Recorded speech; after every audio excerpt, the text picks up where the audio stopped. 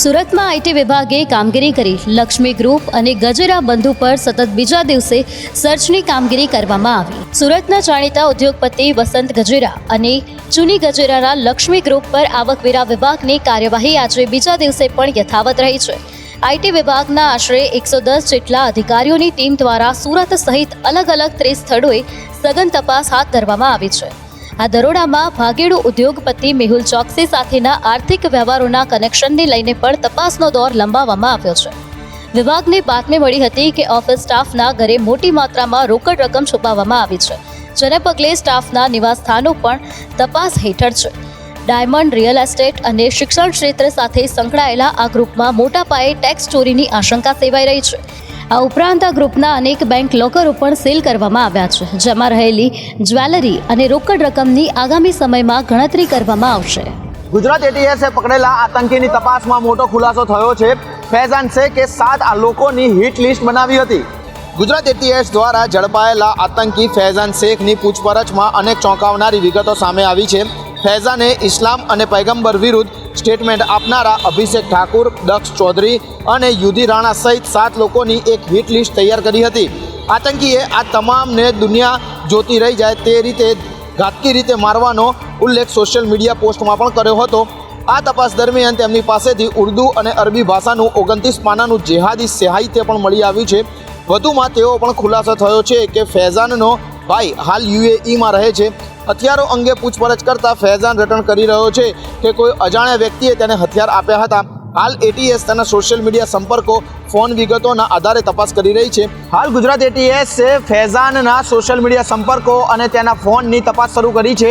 સાથે તેને લઈને આગામી સમયમાં વધુ મોટા ખુલાસા થાય તેવી શક્યતાઓ જોવાઈ રહી છે। રાજકોટના જંગલેશ્વર વિસ્તારમાં મેગા ડિમોલેશનની અંતિમ નોટિસ મળતા સ્થાનિકોમાં ડરનો માહોલ જોવા મળ્યો છે।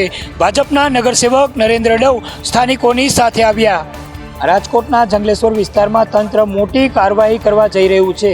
સ્થાનિકોને 7 દિવસમાં ગેરકાયદે દબાણો હટાવી લેવાની અંતિમ નોટિસ આપી દેવામાં આવી છે, જ્યારે 40 વર્ષથી રહેતા સ્થાનિકો મદદની ગુહાર લગાવી રહ્યા છે, ડિમોલેશન અટકાવવા પ્રયાસ કરી રહ્યા છે। ત્યારે અંતિમ નોટિસ મળતા લોકો મોટી સંખ્યામાં એકત્ર થયા હતા। જ્યારે આ ગંભીર મુદ્દાને લઈને ભાજપ નગરસેવક નરેન્દ્ર દેવ સ્થાનિકોની સાથે આવ્યા છે। ડિમોલેશન માટે જે રિવરફ્રન્ટ પસંદ કરવામાં આવ્યો છે એ રિવરફ્રન્ટ 300 ફૂટ નદીના સેન્ટ્રલથી 300 ફૂટ હતો અને અહીં સુધી હવે જે લંબાવવામાં આવ્યો છે એ જે વધારાનું જે ડિમોલેશનની નોટિસ આવી એ ના ડિમોલેશનને લઈને તંત્રએ પોતાનું વલણ સ્પષ્ટ કર્યું છે। કલેક્ટરે જણાવ્યું છે કે દબાણને લઈને સ્થાનિકોને પૂરતો સમય આપ્યો છે। એટલું જ નહીં, સરકારી જમીનની અંદર કોઈ પણ પ્રકારે દબાણ ચલાવી ના લેવાય। એમએસ યુનિવર્સિટીમાં છેલ્લા 6 વર્ષથી બંધ કેન્ટીનને ફરી એકવાર શરૂ કરવામાં આવતા વિદ્યાર્થીઓએ હોબાળો મચાવ્યો હતો। સામાન્ય રીતે કોઈ કોલેજમાં કેન્ટીન બંધ થાય તો વિદ્યાર્થીઓ વિરોધ કરતા હોય છે, પરંતુ વડોદરાની વિશ્વવિખ્યાત એમએસ યુનિવર્સિટીમાં કંઈક ઉલટું જોવા મળી રહ્યું છે। અહીં કોમર્સ ફેકલ્ટીના યુનિટ બિલ્ડિંગમાં 6 વર્ષ બાદ કેન્ટીન તો શરૂ થઈ, પણ વિદ્યાર્થીઓ ખુશ થવાને બદલે રસ્તા પર ઉતરી આવ્યા। વિદ્યાર્થીઓનો આક્રોશ છે કે સુરક્ષા વગરની આ કેન્ટીન ફરી અસામાજિક તત્વોનો અડ્ડો બની જશે। વિદ્યાર્થીઓના આ વિરોધ પાછળ એક કડવો ઇતિહાસ છે। વર્ષ 2019માં કેન્ટીન અસામાજિક તત્વોનો અડ્ડો બની ગઈ હતી। અહીં માથાકૂટ અને મારામારીની ઘટનાઓ સામાન્ય બની હતી, જેમાં પોલીસ ફરિયાદ પણ થઈ હતી। તે સમયે યુનિવર્સિટીએ વિદ્યાર્થીને રસ્ટિગેટ પણ કર્યા હતા અને આખરે કેન્ટીન બંધ કરી દેવી પડી હતી। હવે 6 વર્ષ બાદ ફરી એ જ સ્થિતિ સર્જાય તેવો ભય વિદ્યાર્થીઓને સતાવી રહ્યો છે। આ મામલે યુનિવર્સિટીએ કહ્યું કે વિદ્યાર્થીઓની સુરક્ષા માટે વિજિલન્સ ત્યાં તપાસ કરવા માટે રહેશે અને સાથે તેમની સુવિધા માટે આ કેન્ટીન શરૂ કરવામાં આવી છે। અમદાવાદમાં કરોડોના રૂપિયે ટ્રાફિક સમસ્યાનો નિકાલ આવે તેની માટે મલ્ટીલેવલ પાર્કિંગ બનાવવામાં તો આવ્યું, પરંતુ આ મલ્ટીલેવલ પાર્કિંગ હવે મોટી સમસ્યા બની ગયું છે અને હાલ ધૂળ ખાતું નજરે પડી રહ્યું છે। અમદાવાદ કોર્પોરેશને બુદ્ધિનું દેવાળું ફૂંક્યું છે। પ્રહલાદનગર ખાતે 2 વર્ષ પહેલા કરોડો રૂપિયાના ખર્ચે કોર્પોરેશને મલ્ટીલેવલ પાર્કિંગ બનાવ્યું હતું। 8 માળનું આ પાર્કિંગ હવે વેચાણ કરવામાં આવી રહ્યું છે। 2 વર્ષ દરમિયાન આ પાર્કિંગમાં કોઈ પણ વાહન પાર્ક થયા નથી। માત્ર પ્રહલાદનગરનું પાર્કિંગ જ નહીં, નારણપુરા વિસ્તારમાં આવેલા મલ્ટીલેવલ પાર્કિંગની પણ આ જ હાલત જોવા મળી રહી છે, જ્યાં આજે કેટલીક સરકારી ઓફિસ બનાવી દેવામાં આવી છે। સિંધુ ભવન ખાતે પણ આ પાર્કિંગ હજારો કરોડોનું બનાવવામાં આવ્યું, જે કરોડોનું આંધણ કર્યું છે। આ કોઈ વિકાસ નથી, માત્ર પૈસાનો વેડફાટ થયો હોવાનો આક્ષેપ વિપક્ષ દ્વારા લગાવવામાં આવ્યો છે। અમદાવાદના દાણી લીમડામાં અસાન ધારાના નામે બોગસ દસ્તાવેજનું કૌભાંડ સામે આવ્યું છે. દાણી લીમડામાં એપાર્ટમેન્ટ વેચવામાં છેતરપિંડી કરવામાં આવી છે. અમદાવાદના દાણી લીમડા વિસ્તારમાં આવેલા અલ હમર એપાર્ટમેન્ટના વેચાણ માટે અસાન ધારાની બોગસ પરમિશન બનાવી સરકાર સાથે છેતરપિંડી કરવાનું મસ્ત મોટું કૌભાંડ સામે આવ્યું છે. નારોલ સબ રજિસ્ટ્રાર કચેરીમાં જ્યારે મિલકતની નોંધણી માટે દસ્તાવેજો રજૂ કરવામાં આવ્યા ત્યારે અધિકારીઓને શંકા ગઈ હતી. દસ્તાવેજ પર રહેલા QR કોડને સ્કેન કરતાં જ ખુલાસો થયો હતો કે આ પરમિશન લેટર બનાવટી છે. તપાસ કરતાં માલુમ પડ્યું કે કલેક્ટર કચેરી દ્વારા આ મિલકત માટે અસાન ધારા હેઠળ કોઈપણ પ્રકારની મંજૂરી આપવામાં આવી નહોતી. આ મામલે તંત્ર દ્વારા કડક કાર્યવાહી હાથ ધરવામાં આવી છે અને મિલકત ખરીદનાર મોહમ્મદ બાગબાન સહિત આ કૌભાંડમાં સંડોવાયેલા અન્ય વ્યક્તિઓ સામે પોલીસ ફરિયાદ નોંધવામાં આવી છે. આરોપીઓ સરકારી કચેરીના સિક્કા અને લેટર પેડનો દુરુપયોગ કરી ખોટા દસ્તાવેજ ઊભા કર્યા. પગમાં ફ્રેક્ચર થયેલી બાળકીનું હોસ્પિટલમાં મોત થયું. પરિવારે સુરતની મૈત્રી એપલ હોસ્પિટલના તબીબો પર ગંભીર આક્ષેપો લગાવ્યા.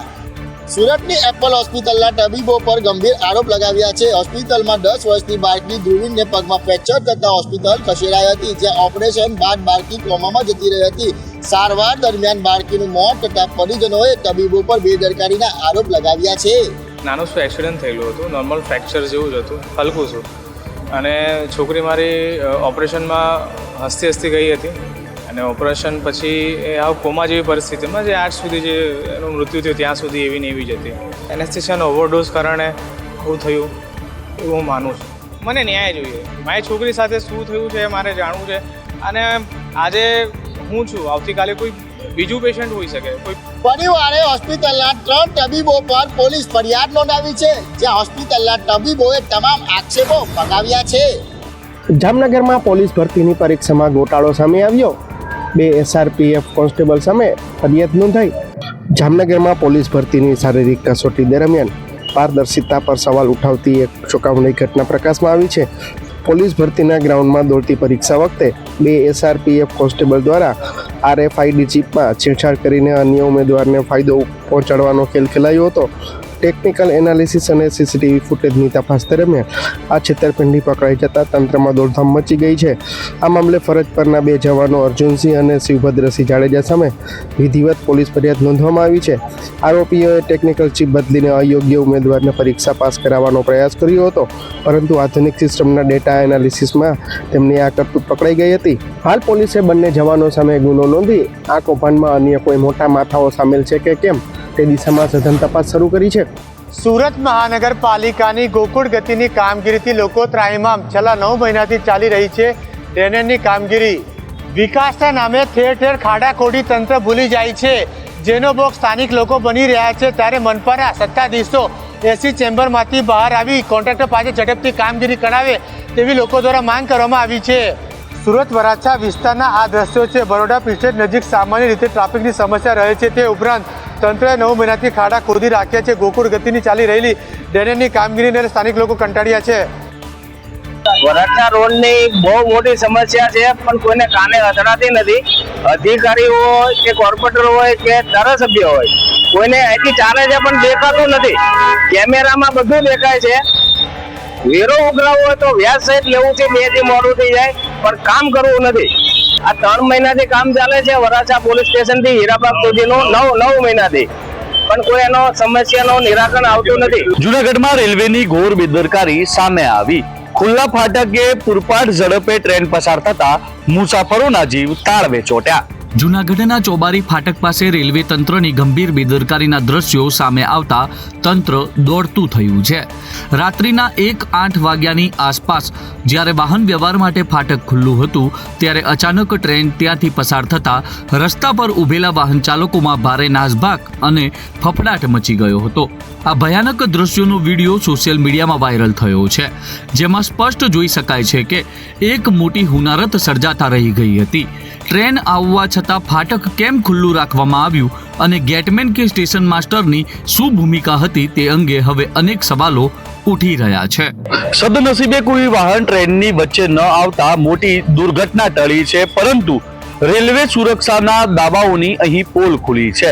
આ મામલે ઉચ્ચ સ્તરીય તપાસ કરી જવાબદારો સામે કડક કાર્યવાહી કરવામાં આવે તેવી લોક માંગ ઉઠી છે. મહેસાણામાં હોટેલના મેનેજરને ધારાસભ્ય સાથે ગેરવર્તણૂક કરવી ભારે પડી. MLA મુકેશ પટેલે તેને જાહેરમાં ખખડાવતા અંતે માફી માંગવી પડી. મહેસાણામાં એક હોટેલના મેનેજર દ્વારા ધારાસભ્ય મુકેશ પટેલ સાથે ગેરવર્તણૂક કરવાની ઘટના સામે આવતા ચકચાર મચી ગઈ છે.